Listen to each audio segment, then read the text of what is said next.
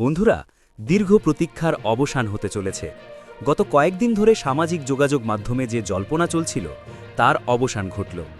তারেক রহমানের ভারত সফর এবং ভারতের প্রধানমন্ত্রীর সাথে একান্ত আলোচনার পর বাংলাদেশের পর্যটন খাতে বইছে খুশির জোয়ার।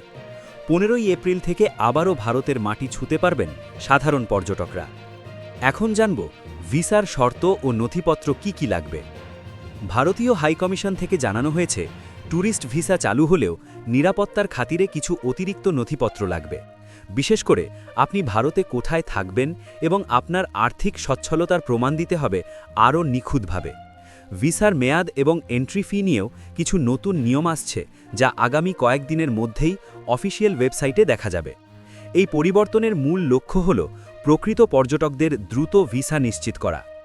কলকাতার হোটেলের পরিস্থিতি ও কর্মসংস্থান কি ঘোষণা এলো?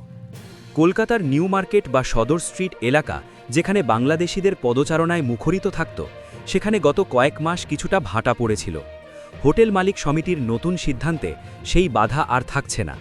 বাংলাদেশিরা এখন সানন্দে বুকিং দিতে পারবেন।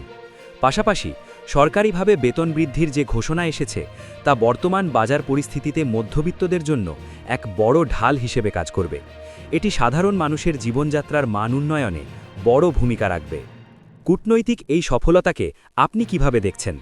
ভিসা চালু হওয়ার এই সিদ্ধান্তে আপনি কি খুশি? আপনার মতামত কমেন্টে জানান। ভিডিওটি শেয়ার করে অন্যদেরও এই সুখবরটি জানিয়ে দিন। দেখা হবে পরবর্তী ভিডিওতে। আল্লাহ হাফেজ।